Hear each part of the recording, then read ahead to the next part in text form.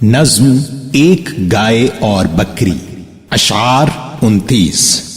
ایک چراگاہ ہری بھری تھی کہیں، تھی سراپا بہار جس کی زمین، کیا سما اس بہار کا ہو بیاں، ہر طرف صاف ندیاں تھی رواں، تھے اناروں کے بے شمار درخت اور پیپل کے سایہ دار درخت، ٹھنڈی ٹھنڈی ہوائیں آتی تھیں، طائروں کی صدائیں آتی تھیں۔ کسی ندی کے پاس ایک بکری چرتے چرتے کہیں سے آ نکلی، جب ٹھہر کر ادھر ادھر دیکھا، پاس ایک گائے کو کھڑے پایا۔ پہلے جھک کر اسے سلام کیا، پھر سلیقے سے یوں کلام کیا، کیوں بڑی بھی، مزاج کیسے ہیں؟ گائے بولی کہ خیر اچھے ہیں، کٹ رہی ہے بری بھلی اپنی، ہے مصیبت میں زندگی اپنی، جان پر آ بنی ہے کیا کہیے، اپنی قسمت بری ہے کیا کہیے، دیکھتی ہوں خدا کی شان کو میں، رو رہی ہوں بروں کی جان کو میں، زور چلتا نہیں غریبوں کا، پیش آیا لکھا نصیبوں کا، آدمی سے کوئی بھلا نہ کرے، اس سے پالا پڑے خدا نہ کرے، دودھ کم دوں تو بڑبڑاتا ہے، ہوں جو دبلی تو بیچ کھاتا ہے،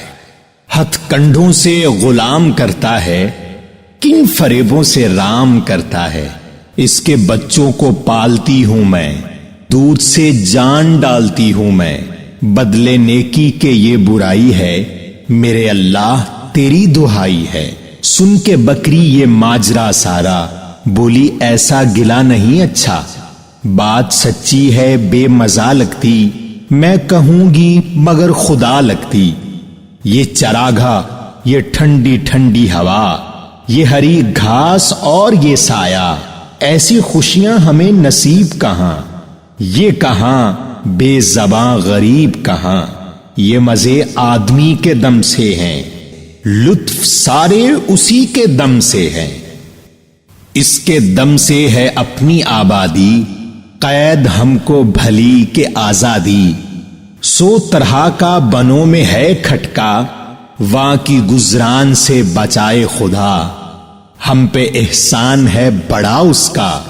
ہم کو زیبا نہیں گلا اس کا، قدر آرام کی اگر سمجھو، آدمی کا کبھی گلا نہ کرو۔ گائے سن کر یہ بات شرمائی، آدمی کے گلے سے پچھتائی، دل میں پرکھا بھلا برا اس نے، اور کچھ سوچ کر کہا اس نے، یوں تو چھوٹی ہے ذات بکری کی، دل کو لگتی ہے بات بکری کی۔ تشریح: